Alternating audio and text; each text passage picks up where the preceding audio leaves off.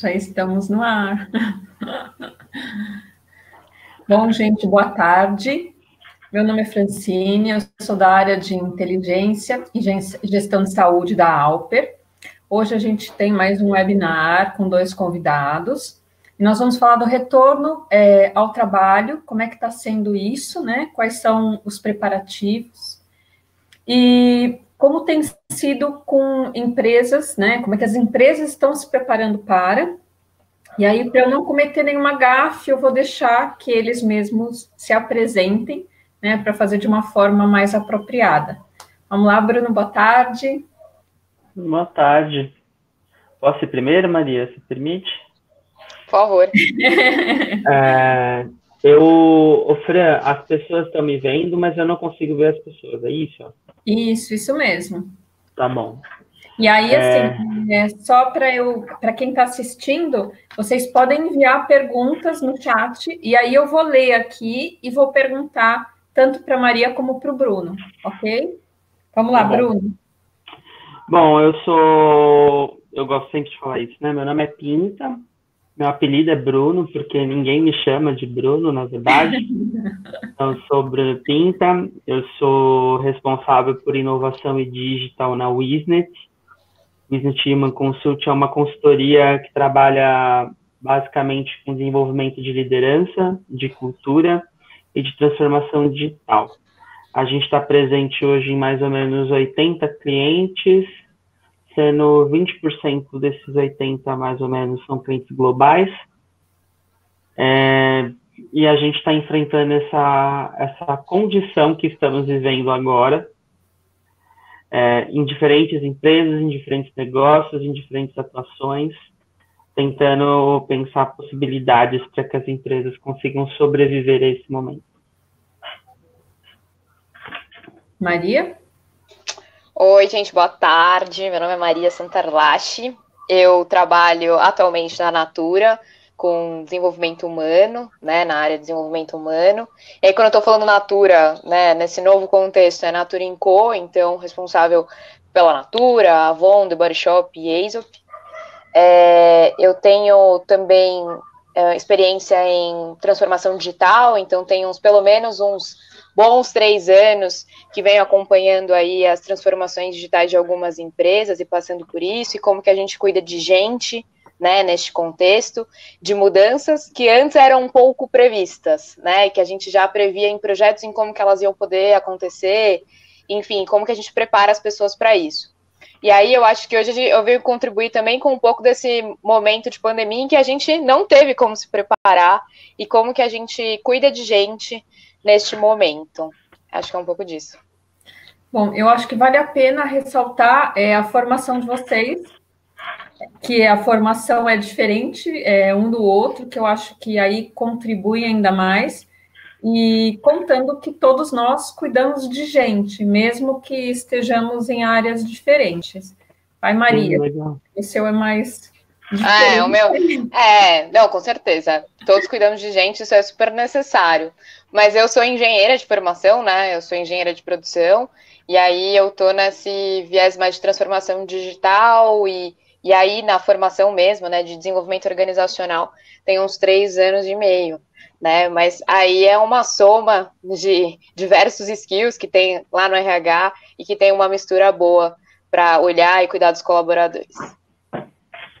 Você, Bruno? Eu atuo, de certa forma, ainda em recursos humanos há quase 20 anos. Eu sou psicólogo por formação. Fui estudar sociologia para tentar entender as coisas, não entendi nada.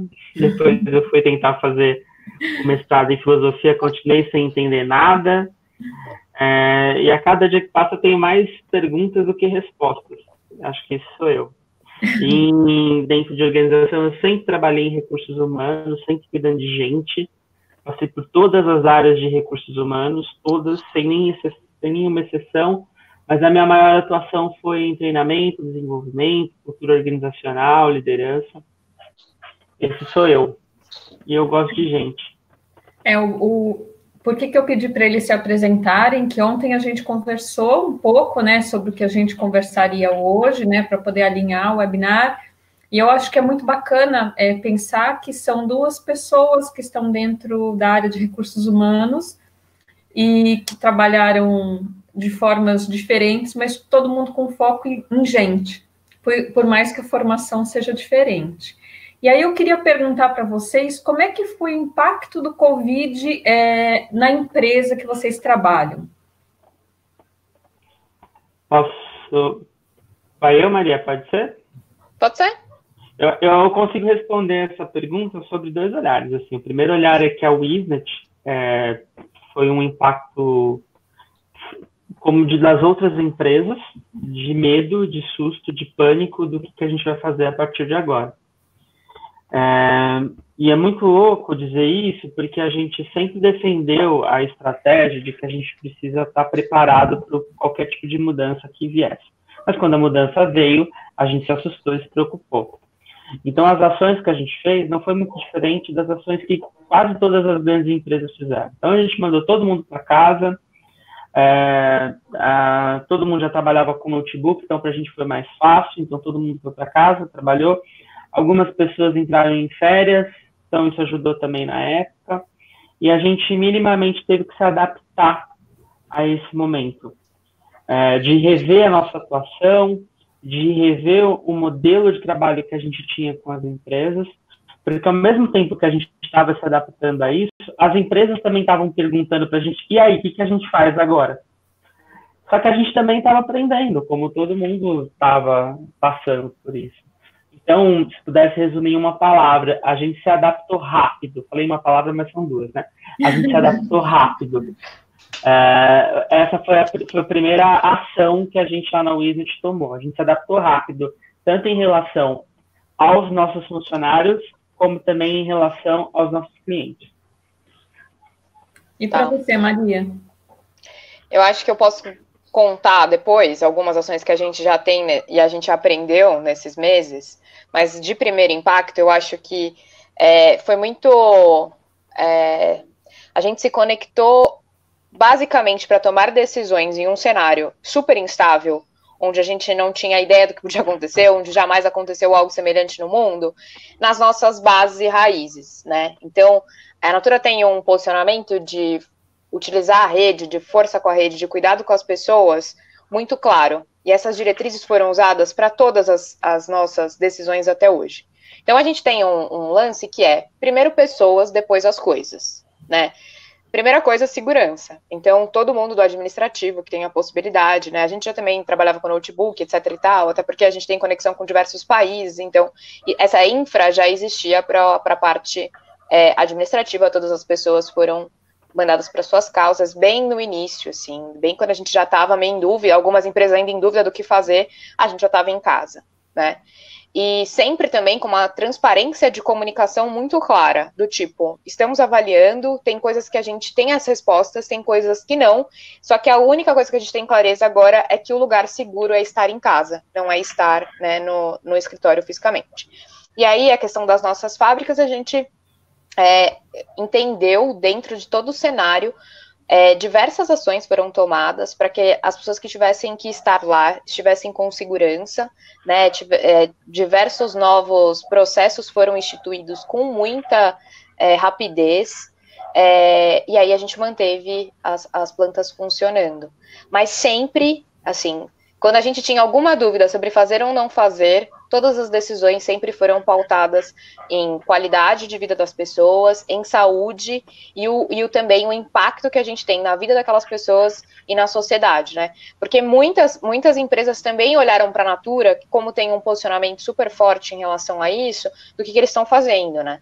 Então, a gente tem essa corresponsabilidade com a sociedade de também colocar em prática o que a gente efetivamente fala, né? Praticar sobre isso. Então, essa foi uma decisão. A gente colocou a galera em casa, quem tinha que estar na fábrica tem diversas questões de turno, de higienização, enfim, N coisas que eu poderia ficar aqui falando muito tempo, mas sempre foram essas as decisões, tá?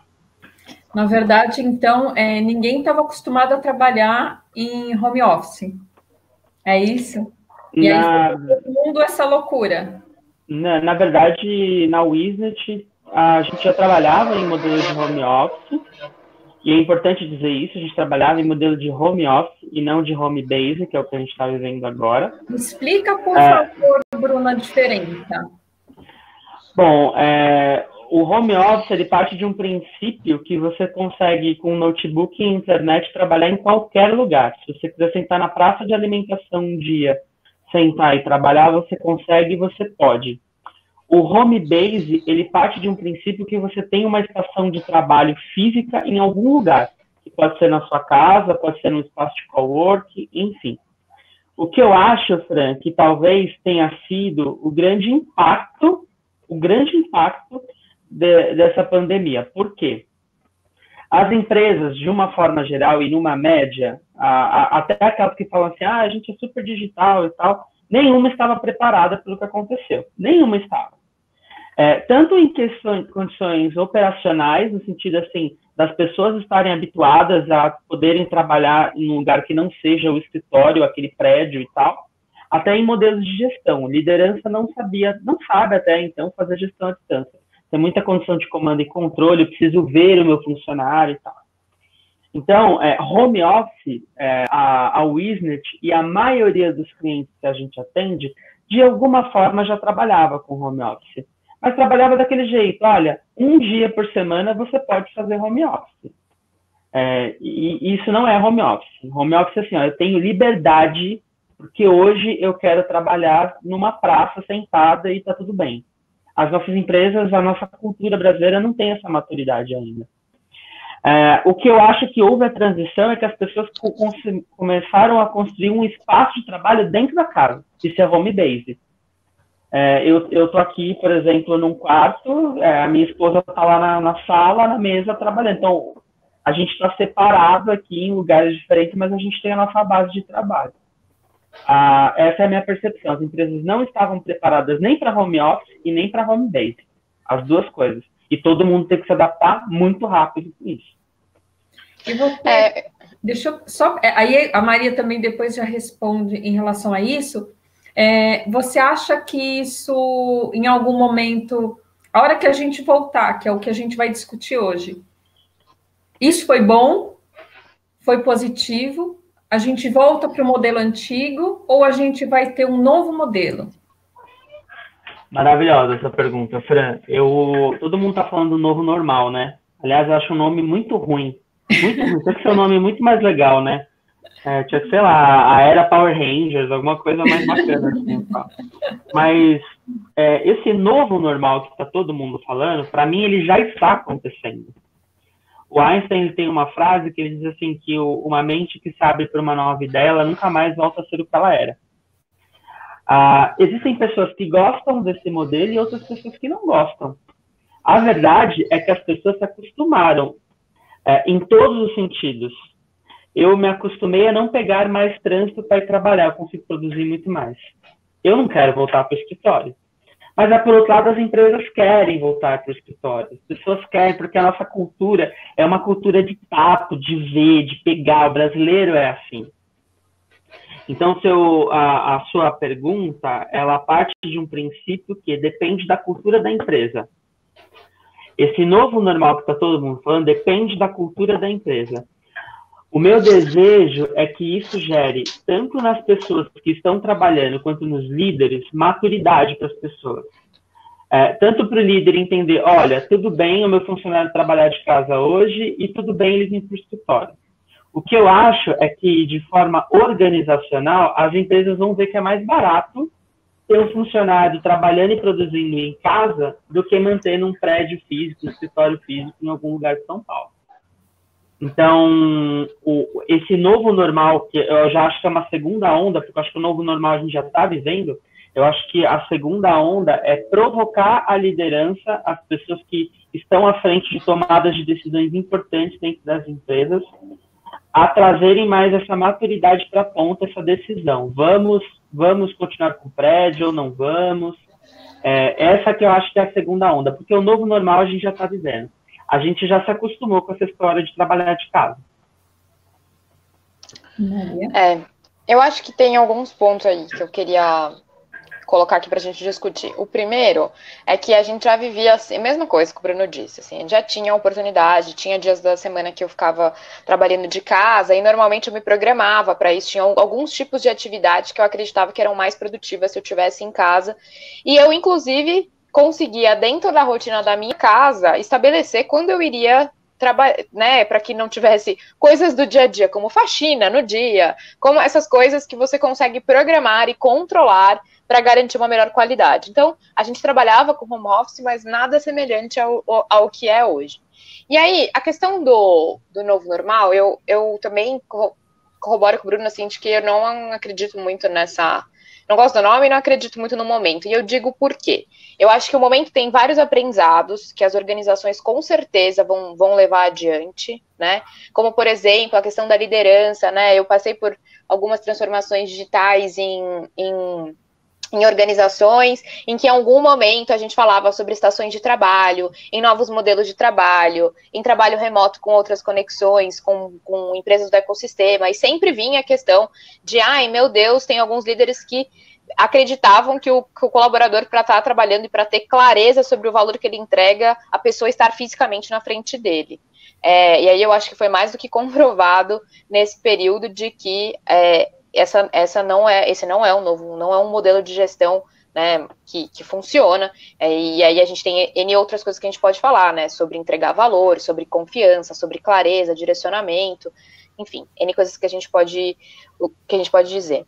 Sobre a questão de voltar, eu acho que não dá para isolar e dizer assim, agora a gente aprendeu, eu acho que concordo que a gente aprendeu porque a gente teve que se adaptar, e aí várias adaptações foram feitas para isso, inclusive as organizações tiveram iniciativas que facilitaram isso.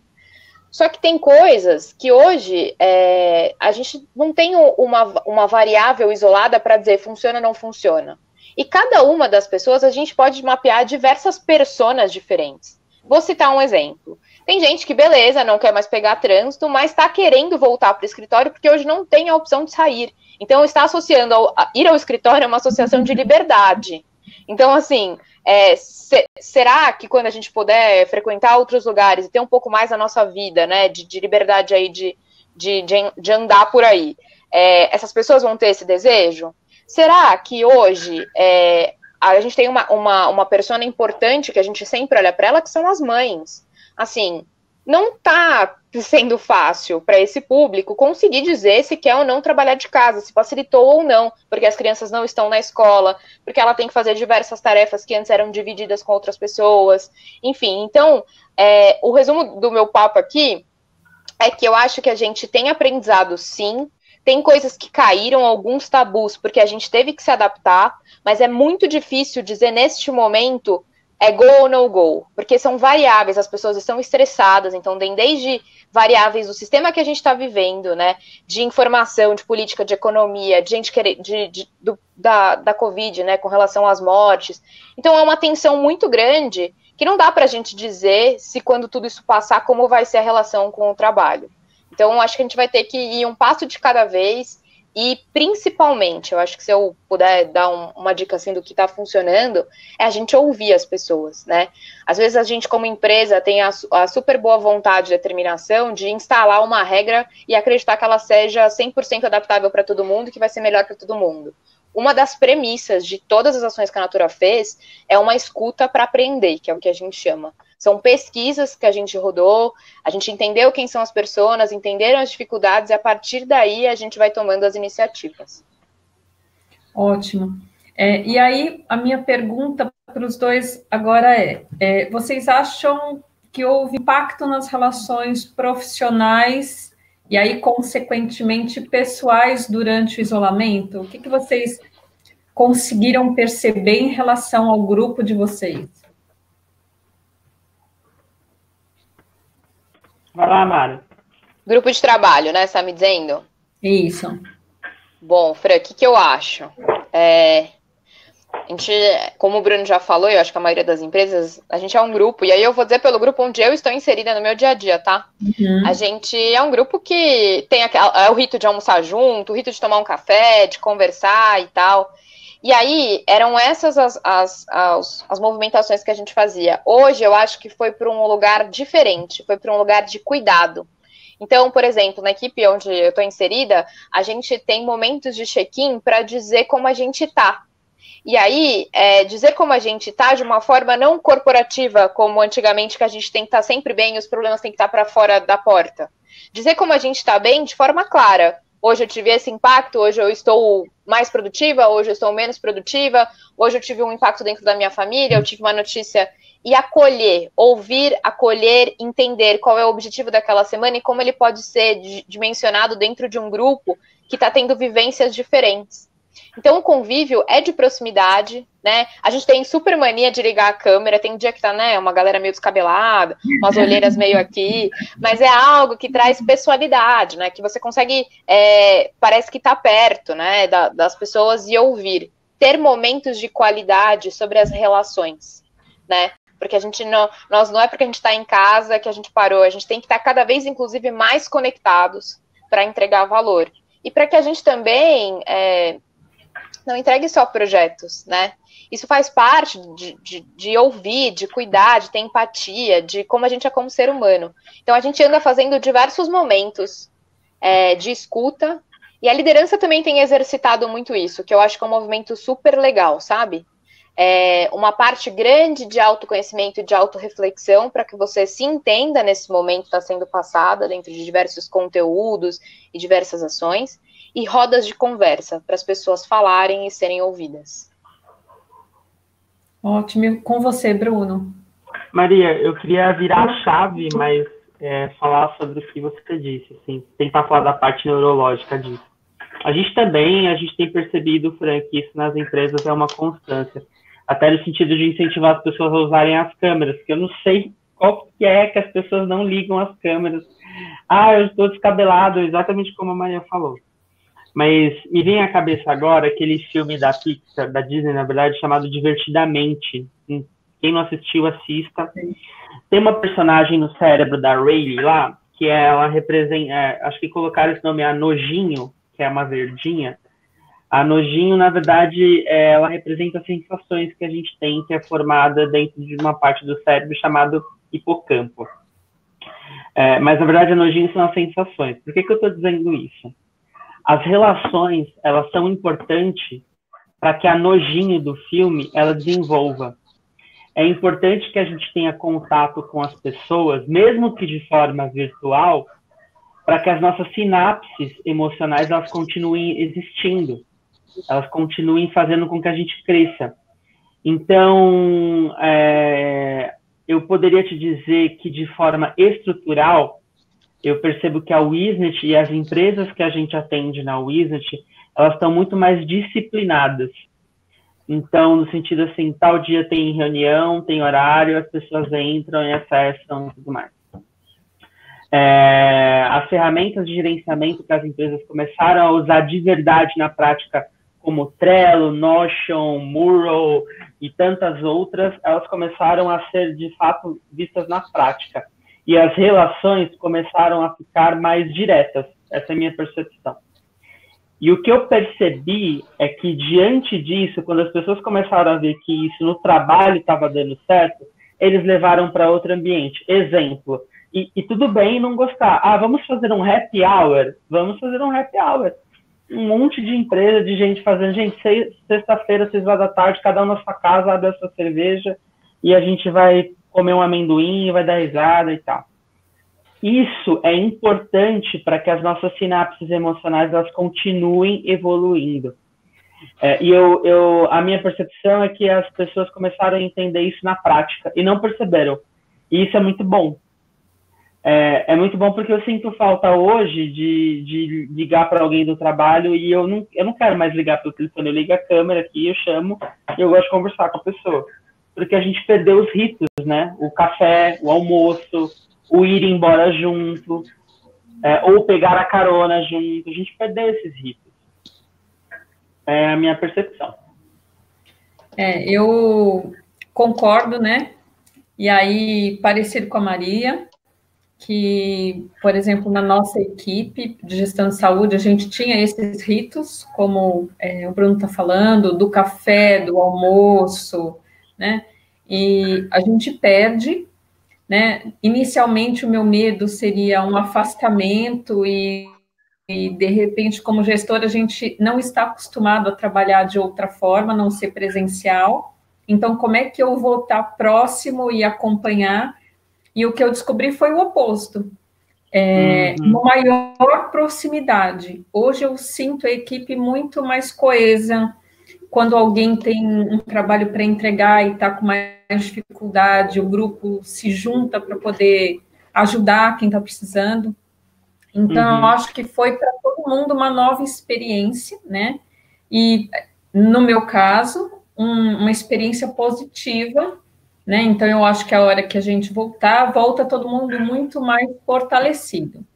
Mas, ao mesmo tempo, o que eu tenho visto conversando com várias empresas ou colegas psicólogos, falando sobre a parte emocional, né? A minha sensação é de que os problemas emocionais, psicológicos, pioraram muito.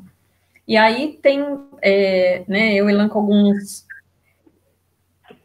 algumas possibilidades. O fato da gente estar isolado, estar preso em casa, às vezes estar sozinho, às vezes não ter uma boa relação com a família, né? Então, aí, antes você via à noite para jantar, e agora nós passamos 24 horas por dia, todos juntos e misturados. Qual é a percepção de vocês em relação a esta parte? O que vocês têm visto e o que vocês acham que levou uma parte dessas pessoas a ter um problema maior emocional? Eu estava falando agora sobre a Nojinho do filme Divertidamente, né? O Sim. fato da gente não fazer a Nojinho passear pelo cérebro causa ansiedade, por exemplo. Existe um estudo do Conselho Federal de Psicologia que existe uma tendência de que as pessoas que sofrem de toque, elas comecem a se manifestar mais agora, nesse período de pandemia. Porque a gente acaba dentro de casa, não está tendo relação, não está tendo, as sinapses não estão construindo relações, a gente começa a fazer tudo isso. Então, eu percebo que a ansiedade é uma coisa que explodiu e a ansiedade não é só taquicardia, mas a ansiedade é o excesso de preocupação, você não conseguir dormir, você não... quantas pessoas com essa pandemia desregularam o sono? Quantas pessoas que engordaram, emagreceram, enfim. A ansiedade é o primeiro ponto. E o segundo ponto, ao meu ver, assim, patologicamente falando, é a questão do transtorno obsessivo compulsivo, né? E óbvio, né, tem a questão da depressão, de outras coisas. Mas eu tenho uma hipótese, Fran, do porquê que isso está acontecendo. A Maria vai dar risada, mas é por causa do medo. Medo? Tá. Medo. E qual que é a condição de medo? Todo mundo esteve ou está com medo de alguma coisa. Tem gente que está com medo de perder o emprego, tem gente que está com medo de passar mal, tem gente que está com medo desse negócio não voltar, gente está com medo de ficar doente, de pegar Covid e tudo mais. Mas eu acho importante a gente fragmentar o medo em duas coisas. A gente fragmentar o medo sobre a palavra de fobia, aquilo que nos assusta, e a gente fragmentar o medo da palavra pânico. Quando a gente consegue entender o que essas duas palavras significam, fica mais fácil de a gente enfrentar as coisas. Exemplo, na década de 70, 80, na Guerra Fria, a União Soviética e os Estados Unidos tinha aquela guerra, a Guerra Fria. Eles sabiam que a qualquer momento um dos dois países podiam atacar o outro. Tanto os Estados Unidos com a União Soviética, ou a União Soviética a afetar os Estados Unidos. Mas eles sabiam disso. O fato deles saberem que existia essa possibilidade é uma sensação de fobia, porque eu conheço o meu inimigo. Eu sei quem é que pode me atacar. Já em 2001, quando houve o ataque nas Torres Gêmeas em Nova York, os estadunidenses não sabiam quem estava atacando. O fato depois eles descobriram, elegeram um culpado lá, mas naquele momento eles não sabiam quem era. O fato de eu não saber quem é o meu inimigo me gera pânico. E a gente, na pandemia, a gente está vivendo os dois. ou a gente já viveu uma parte dele. Então, quando começou a surgir esse negócio, a gente não sabia direito o que era. Não sabia que era um negócio, aí tinha gente que falava que era do morcego lá na China, aí depois começaram as teorias da conspiração, né? Alguém criou isso. A gente não sabia. Putz, a gente estava vivendo um momento de fobia. Esse era o nosso medo. Era fobia, porque a gente não conhecia, não sabia o que ia fazer. E, de certa forma, a gente, em alguma instância, a gente ainda está em estado de fobia. Porque não tem vacina, não sabe quando essa vacina vai chegar, não sabe quando a gente vai poder voltar com segurança para as atividades que a gente fazia, de ir ao parque, de viajar, etc. E, ao mesmo tempo, a gente está numa condição de pânico, porque agora a gente sabe que existe o vírus, a gente sabe o que ele é, a gente sabe o que ele faz, e a gente só sabe minimamente se defender. Preciso ficar em casa, preciso lavar as mãos, preciso usar máscara, manter isolamento. Então, o maior impacto que as pessoas estão causando é não saber lidar com esse medo.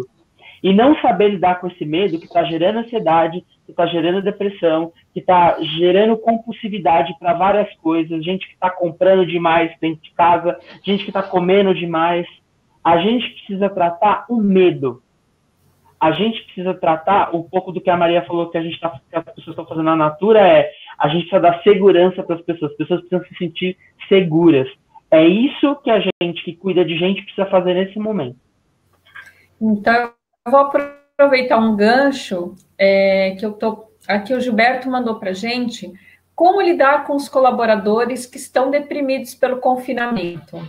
E aí eu queria que os dois falassem para a gente quais são as estratégias, né, que a gente pode utilizar ou que a empresa de vocês está utilizando para isso. Tá, eu vou contar um pouquinho. Então, eu acredito muito no que o Bruno falou e eu acho que a gente, considerando também que a gente tem que ter transparência, porque tem coisas que as empresas não conseguem responder. E o que a gente consegue responder e o que a gente consegue direcionar, a gente tem que dar clareza, né? Então, a Natura, por diversos momentos, se posicionou de forma formal e com algumas diretrizes claras do que ia e do que não ia acontecer. E aí a gente já tinha, né, uma visibilidade sobre isso que acalmava boa parte, né, o que a gente pode fazer corporativamente. Mas respondendo um pouco da pergunta que veio aí, eu vou citar algumas vertentes que a gente adotou, né? Então a gente tem, depois que a gente teve aquela primeira pesquisa, né, que a gente ouviu uma galera, assim, mais de 5.000 pessoas foram ouvidas, e a gente entendeu o que tá, e as perguntas passavam muito sobre como você se sente, quais são as dificuldades do seu dia a dia, como isso está te afetando, sempre pensando no colaborador, né, no estado em que ele está, para que a gente conseguisse ter ações mais efetivas sobre isso. A partir dessa pesquisa, a gente direcionou algumas das nossas iniciativas. Uma coisa importante de falar é que aqui eu vou contar um pouco do que a gente viveu nesses 3 meses, mas é super relevante entender que a pesquisa, ela tem um ciclo de melhoria contínua, porque a gente tem que ficar ouvindo e tentar ir colocando ações, porque as ações que serviram no primeiro mês, pode ser que não façam mais sentido agora, né? Então, a primeira dica é ouvir para aprender, né? Como que a gente tem a voz do colaborador e a gente consegue compreender o dia a dia, até porque a gente tem uma galera da força de vendas, a gente tem o operacional, a gente tem o administrativo, e dentro daí a gente tem profissionais diferentes, a gente tem quem mora sozinho, a gente tem quem mora com os pais e, como você disse, está convivendo com, talvez, uma intensidade que nunca conviveu com a família antes, tem mães, enfim, pais, enfim. Então, o que a gente fez, né? A gente tem os cuidados com o corpo e com a mente, aí a gente tem cuidados diários de bem-estar, que são uma série de mini-ações, assim, que tem bastante impacto. Então, a gente tem meditação e yoga todos os dias. Então, tem um horário na agenda dos colaboradores e que quem quiser tem práticas, tem 2 horários, inclusive, durante o dia. Para quem quiser ter, baseado em corpo são, mente sã, né? Então, as pessoas conseguirem acessar esse conteúdo tanto de meditação quanto de yoga. A nossa ginástica laboral, né, que era algo que a gente já tinha dentro da organização. Como é que faz? Faz. Agora a gente tem ali as nossas rotinas de online, né? A gente teve que aprender. Foi do dia para a noite? Nossa, virou? Não. Entendemos que fazia sentido. Como que a gente vai fazer isso? E sempre também com o mood, que eu acho que é super importante, sabe? De que não é uma regra, você participa se você, nesse momento, sentir que tem valor para você e que você pode. É uma escolha, né? E a gente também tem uma parceria que é super importante com algumas plataformas de conteúdo de sessão com psicólogos, né? Em que, para que a gente tenha efetivamente esse apoio profissional para os nossos colaboradores. Uma outra coisa que eu achei, duas coisas que eu acho que é legal citar aí, é uma coisa super simples de saudade que a gente estava falando no começo aí da conversa, né? Dos escritórios e de como manter, a gente lançou o TBT Natura. Então, é uma hashtag, é uma forma simples em que as pessoas postam fotos e compartilham, e tá muito linkada à saudade, né? Para que aí, e gera, né? Gera conteúdo, as pessoas conversam sobre isso, e é uma ação super simples e que teve um impacto super positivo. A gente teve muitos compartilhamentos sobre isso, né?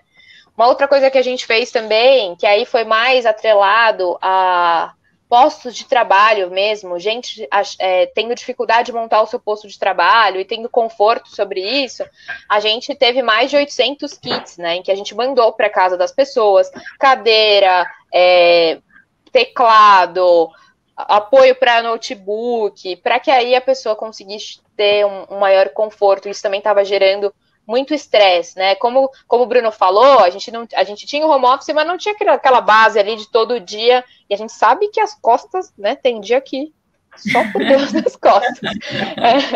Então, como é que a gente facilita isso e manda um pouco desse conforto, né, para casa das pessoas? E só mais uma coisa que eu acho que é legal também, que dado de coisas simples de fazer e de valor, o que a gente entendeu, né, nas pesquisas? Que tempo de qualidade dentro de casa era um valor, porque agora são 730 mil ações ao mesmo tempo. Então, no Dia das Mães, todas as mães, 100% das mães da América Latina receberam um dia livre de trabalho. Então, elas acordaram no Dia das Mães, tinha um texto, né, algo que dizia que o presente da Natura era tempo de qualidade, porque é isso que era para valor para elas hoje. E a gente conseguiu isso entendendo, né, o dia a dia, ouvindo as rotinas, fazendo lives sobre grupos de conversa, né? A gente tem pílulas semanais também, que a gente fala que é o reconectar, né? E todas as nossas ações estão viradas para isso, Fran. Quando a gente está falando, assim, por exemplo, de ecossistema de aprendizagem, que é algo que eu cuido próximo ali, a gente podia pegar 100% dos nossos cursos e nossas experiências presenciais, criar conteúdo e falar, beleza, tá aí, né? Não faz sentido, a gente entendeu que não faz sentido. O primeiro conteúdo do ecossistema de aprendizagem, que no primeiro mês tinha mais de 900 acessos, foi sobre autoconhecimento. E como que a gente ajuda as pessoas a passar por isso, né? Que tem uma parte super relevante de se conhecer, de se compreender. Tem dias que vão ser mais fáceis e dias que não. E como que a gente se acolhe nisso? Então, foi bem nessa linha aí, algumas ações que eu estou dividindo aqui com vocês. Então, é bacana que você agora falou do acolhimento. Eu vou aproveitar aqui no nosso chat que a Caroline falou a respeito disso, né? Que o time que ela faz parte está mais fortalecido e unido nesse período de crise, para as coisas acontecerem, darmos conta das demandas e tudo mais. Conseguimos criar um espaço virtual de troca, de trabalho e do dia a dia. E está funcionando muito bem. Espaço de escuta, isso faz a diferença. Que durante a fala da Maria foi o que ela falou a respeito, então nós estamos escutando o que os nossos colaboradores precisam. E o Bruno, a hora que ela falou isso, deu um sorriso, né? Como psicólogo, eu acho, acredito, que é o que a gente discute sobre o espaço, né? E ter esse espaço para ter uma escuta verdadeira, né? De quais são as necessidades. Às vezes a gente acha que a necessidade do colaborador é alguma coisa muito diferente e não necessariamente. Às vezes, o que a gente precisa oferecer é o básico, né? Eu brinco, às vezes o cara precisa de um Fusca ou, sei lá, de uma bicicleta e a gente está dando para ele um carro importado, né? Então, às vezes, eu acho que esse momento de escuta é muito importante. Aí eu queria que você complementasse, Bruno, o que a Maria falou, qual é o seu posicionamento em relação a isso. Muito legal as ações da Natura. A Natura é um dos nossos clientes também, né? A Natura é uma empresa muito referência para a gente mesmo. A pergunta veio do Gilberto, e eu imagino que o Gilberto seja um gestor, por ele ter feito essa pergunta, né? Ele falou, como é que a gente lida com a depressão dos funcionários? O Gilberto, na verdade, é médico. Ah, que ótimo. Com o Covid conosco dentro da Alper. Então, assim, são as angústias que a gente divide com vocês, até para pensar quais são as melhores práticas, né? O que todo mundo está fazendo. Sim. Gilberto, primeiro, obrigado pelo que você está fazendo por nós, pelo país, de alguma forma. Eu acho que eu levanto todos os dias para, de alguma forma, estar sentado com os líderes do Brasil inteiro e de alguns lugares do mundo, para cuidar sempre de condições técnicas e comportamentais que o líder precisa ter. Então, a gente tenta lá falar, líder, olha, para você fazer uma gestão melhor de pessoas, você tem que fazer isso, aquilo, outro. A gente é cheio disso, né? A gente fala das técnicas, das condições comportamentais e tudo mais. A grande verdade é que a gente não preparou ninguém para falar de depressão, para falar de ansiedade. Até porque, principalmente no Brasil, ainda é frescura para alguns lugares, para algumas pessoas, até para algumas empresas. Então, Gilberto, acho que o melhor movimento que a gente possa fazer para as pessoas que estão com depressão é, de fato, entender que a gente precisa seguir o tempo e a maneira que a pessoa que está com depressão quer ser dirigida. Então, se ela quer conversar hoje, promova um espaço de escuta. Se ela não quiser conversar hoje, promova um espaço de silêncio. Se ela quer chorar em determinado dia, promova um espaço para que ela chore. Porque o tratamento com depressão não é uma condição tão simples quanto parece. Existem estágios de depressão, estágio 1, estágio 2, estágio 3, estágio 4, depende de qual estágio que a pessoa está, é muito mais complexo que isso. Por isso, respeitar o ritmo que a pessoa depressiva ou a pessoa que está com ansiedade tem, talvez seja o melhor caminho para nós que não fomos preparados para lidar com esse tipo de situação. E aí eu já vou aproveitar aqui, que eu estou adorando, as pessoas estão participando. Queria ver as pessoas. Da Simone, como vocês estão lidando, e aí eu acho que também cabe para a Maria, com a equipe que não possui habilidade tecnológica, e eu acho que não é só habilidade, às vezes que não tem acesso, se eu pensar em alguém que está na produção, por exemplo. Como é que vocês estão fazendo? A realidade da Wiznet, né? A gente não tem a realidade que a Natura tem com a galera que está lá na fábrica, por exemplo. Eu confesso assim, talvez eu seja o mais novo da Wiznet. Os sócios, os heads são todos mais velhos que eu. O primeiro momento foi um momento de risada, sendo bem sincero, assim. Foi bem divertido ver as pessoas aprendendo a lidar com as ferramentas. Então, quando a gente pegava alguém mais velho, nossa, mas aonde que eu ligo o microfone? Aonde que eu ligo a câmera? Aonde que eu mando mensagem e tal, não sei o quê. Foi um momento, primeiro, de diversão. Mas também foi um momento que a gente conseguiu praticar mais a nossa empatia. Sabe por quê? Eu acho que a gente sofreu um momento, Fran, de pressão externa, de que se você abre a geladeira, deve ter uma live lá para você assistir, te provocando que quando passar isso, você tem que ser mais produtivo, você tem que sair dessa pandemia falando mandarim, sei lá o quê, e não. Meu, tá tudo bem em algum momento você... Tá tudo bem em algum momento você não fazer nada. Tá tudo bem em algum momento você não conseguir abrir a ferramenta XPTO. E tá tudo bem. A gente está passando por um momento que talvez na idade moderna, a nossa geração nunca tenha passado. Então, o lance da adaptação com as ferramentas, acho que a gente conversou isso um pouco ontem, né, Fran? A pessoa que vai sobreviver isso é a pessoa que se adaptar melhor. Se adaptar melhor a trabalhar em casa. Aí você vai falar assim, nossa, Bruno, como você é culto, você está falando isso. Não, Darwin falou isso há trocentos anos atrás. Quem vai sobreviver não é o mais forte e nem mais inteligente. É aquele que se adaptar melhor. É isso, a gente precisa se adaptar melhor, só que as pessoas têm tempos diferentes. A gente precisa respeitar os tempos das pessoas, é simples assim. E eu não vejo outra forma que não seja essa, Fran.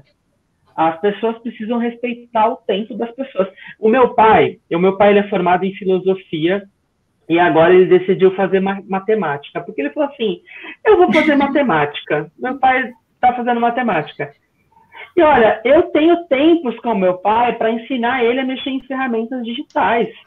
Eu tenho tempos na semana com meu pai para explicar para ele o que é um Zoom, o que é um Mural, o que é um Miro, o que é o Skype, como é que funciona e tal, não sei o quê. E é muito legal estar vivendo isso com o meu pai. Meu pai está com 60 anos, é muito legal estar vivendo isso com ele, porque ele fala assim, pô, mas essas ferramentas fazem tudo a mesma coisa. Eu falei, é isso, pai. Me fala por que todo mundo, cada hora, quer usar uma ferramenta. É isso. Faz tudo a mesma coisa. Você entendeu a lógica? As coisas acontecem, porque a gente precisa e a gente se adapta. Essa que é a realidade do ser humano. Sabe o que eu achei bacana em relação a tudo isso? Pode ser que eu esteja vendo de uma maneira do meu universo, tá? Muito pequena. Mas eu acho que as pessoas tiveram uma predisposição para adaptação muito bacana. Sim. Eu acho que tanto as empresas, né, como os colaboradores, enfim, porque isso foi tudo muito rápido para todo mundo. Então, teoricamente, sai a notícia de que temos que ficar em quarentena e as empresas tiveram menos de uma semana para se adaptar.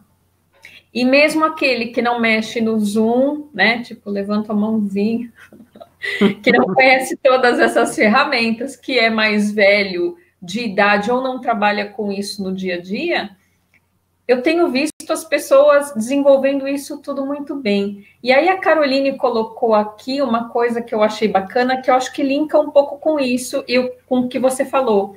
A empatia vira uma competência, uma habilidade que a gente tem que desenvolver, né? Para viver, né? Não é nem para organização, é para viver. Mas eu acho que, assim, neste momento é muito bacana porque a gente consegue ver os dois lados, tanto para a empresa como para o indivíduo no trabalho. E aí você tem que ajudar o seu coleguinha, sim, né? Apesar de diferenças que às vezes a gente tem com a própria equipe, mas para que todo mundo no final saia ganhando. Porque no final a entrega, que é aquilo que a gente às vezes tem um problema maior no escritório, no online não. No final é aquilo que o Bruno tinha falado. E a Maria também falou a respeito de qual é a qualidade daquilo que eu vou entregar. Que às vezes é muito mais importante eu encontrar o valor naquilo do que o volume. E aí, Fran, eu acho, só fazendo um gancho com essa sua fala, eu vou exemplificar uma coisa. Então, tem coisas que, às vezes, a gente dá nomes complicados dentro das empresas, como transformação digital. E aí, a gente faz projetos enormes para tentar chegar e a algo que, às vezes, a gente até remete a coisas que não são, como uma super robotização do processo, alguma coisa bem assim.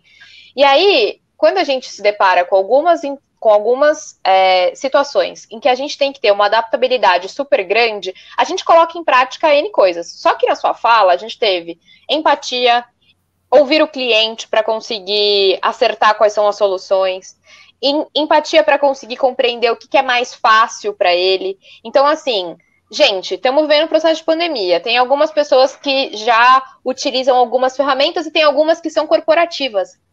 Vamos olhar para as ferramentas corporativas e ver como que a gente consegue potencializar alguma coisa que ela não entrega. Por quê? Porque as pessoas já estão cientes de como aquilo funciona. Né? Não vou inventar, porque às vezes a gente acha que tem uma super invenção, tá? O que funciona, o que é prático. E a gente também está tendo que olhar para as coisas e fazer boas escolhas. Né? A gente saiu desse negócio de produtividade, sobre otimização, e temos que fazer mais. As pessoas não conseguem, tá todo mundo estressado, o negócio tá difícil. Né? Então, assim, quais são as boas escolhas que vão gerar valor para o nosso negócio que a gente não pode abrir mão de fazer agora? Quais são essas conversas que antes a gente falava sobre tanto como liderança distribuída, sobre empoderamento das equipes, que tem que acontecer para que o líder tenha clareza do que efetivamente gera valor, o que é possível fazer e o que não é possível fazer dentro de um slot de tempo, né? E ter essas conversas que antes, eu acho que, não sei se mudou muito, mas assim, é muito mais necessário, né? A gente não pode, ainda mais num cenário de instabilidade em que ninguém tem as respostas, em que a hierarquia fica inteira no líder e ele decida sobre tudo. Né, essas conversas e manifestações de skills e competências que antes a gente colocava como competência do futuro, etc. e tal, elas são tão necessárias que elas estão sendo que ser desempenhadas agora, né, em um momento onde a gente não tem tantas certezas quanto a gente tinha antes. Bruno, você quer colocar alguma coisa em relação a isso? Eu acho que a Maria falou um pouco de tudo que eu falaria. Eu estava vendo uma lista sobre as principais competências do futuro para um colaborador. E a empatia está entre os 5 primeiros lá. Capacidade de escuta está entre os 5 primeiros. Sabe o que eu acho? Assim, com tudo que está acontecendo, com toda a dificuldade, que tem dia, eu falo por mim, tem dia que eu tenho vontade de ficar deitado na cama o dia inteiro. Mas eu acho que essa pandemia está resgatando parte da nossa humanidade, Fran. Sim. Eu acho que essa pandemia está resgatando, está resgatando o lado bom da humanidade, mas também está resgatando o lado sombrio da humanidade, né? Sim. Porque tem coisas que estão acontecendo que não tem nada a ver com a pandemia. A gente está vivendo uma onda de racismo e de protestos por causa do racismo que não foi a pandemia que trouxe. E não é a pandemia que vai levar embora. Então, ao mesmo tempo que eu percebo que a empatia está aflorada, está resgatando parte dessa humanidade que a gente tem, a gente estar inconformado com coisas que sempre existiram e que ainda, infelizmente, vão existir, fazem parte do nosso processo de desenvolvimento como gente, como pessoa. Bom, a gente tem 8 minutos. Tem algumas perguntas que eu acho que valem a pena a gente conversar aqui, que as pessoas estão mandando no chat, até para a gente fazer um fechamento. Uma delas em relação à insegurança de voltar. Né? Porque até então, eu li várias aqui, e aí elas são muito parecidas, por isso eu não vou citar o nome, né? Assim, algumas pessoas falaram sobre.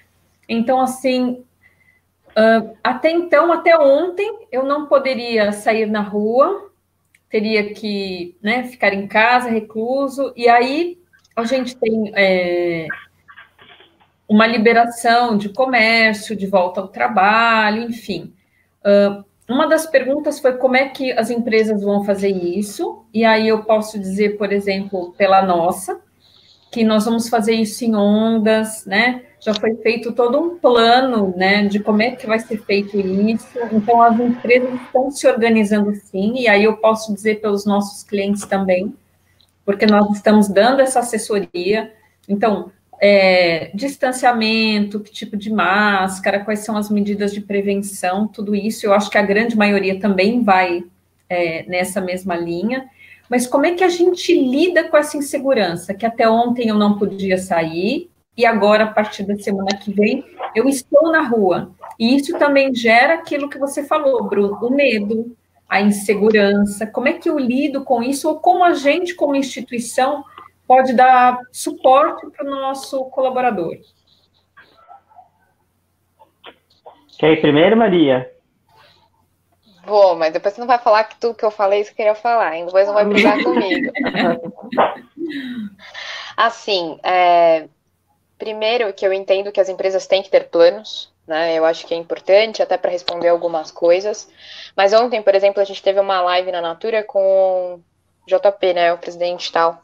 E aí, várias perguntas, foi um momento de abertura e esclarecimento, onde a gente usou algumas plataformas e tinha acesso no YouTube. Para quem não conseguisse acessar, o YouTube ali é friendly, todo mundo acessa.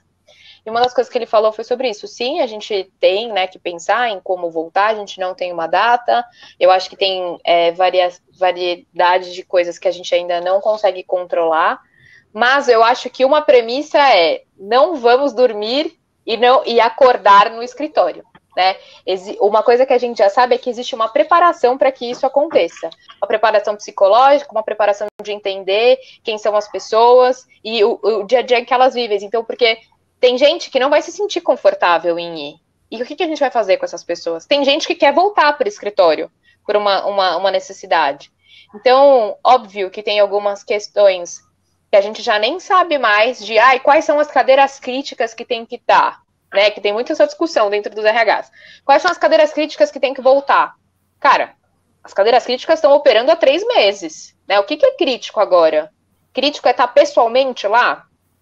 Né? O que a gente entendia que precisava dentro das nossas, né, da nossa indústria estar funcionando e operando, está operando há 3 meses. E o que é o novo crítico? Quais são as cadeiras críticas? Então, assim, só para resumir um pouco e o Bruno corroborar aí um pouquinho, não dormiremos e acordaremos no escritório. Teremos um plano, ouviremos as pessoas e entenderemos o contexto em que elas estão inseridas. Porque tem, por exemplo, pessoas que não fazem parte de um grupo de risco, né, que a gente coloca, mas que convivem com ele. Como é que o psicológico dessa pessoa vai ficar?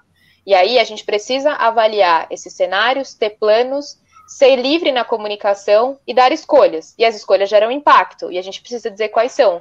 Mas a gente não tem todas essas respostas agora. A gente vai construir e muito pautado no que o colaborador vai falar.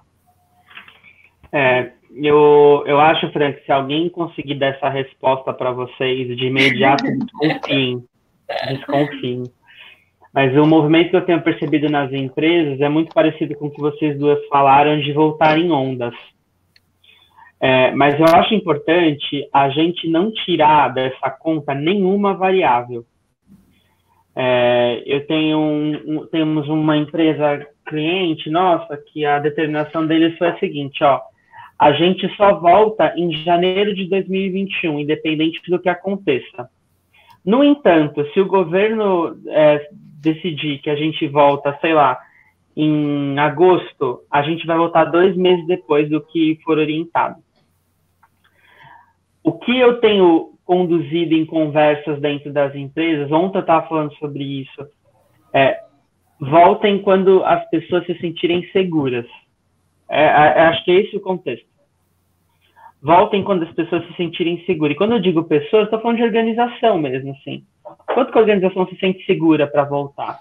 Puta, a gente se sente segura 100%. Então tá bom, então volta semana que vem.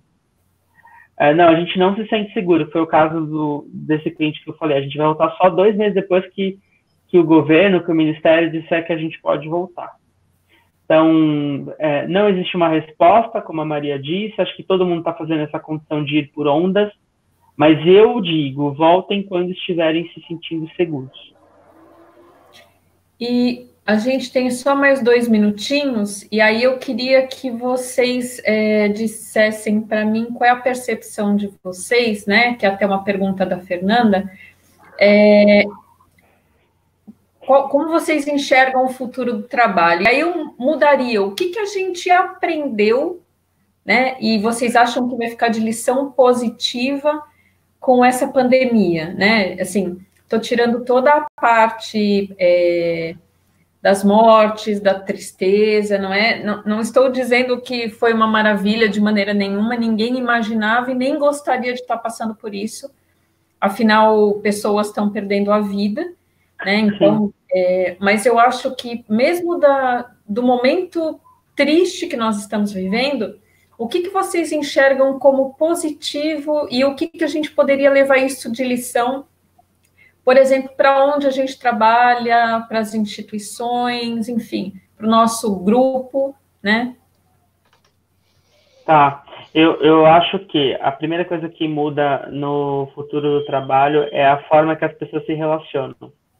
Eu acho que isso muda e muda muito, no sentido de que agora a gente vai valorizar mais a qualidade do tempo do que a quantidade. Isso é uma coisa. E a segunda coisa é que eu acho que as pessoas agora perceberam que dá para fazer muita coisa à distância. Dá para fazer tudo à distância. Dá para fazer desde treinamentos, desde reflexões, desde co-construções. Então, eu acho que o futuro do trabalho está pautado sobre isso, sobre o poder das relações e o poder da gente conseguir fazer as coisas à distância.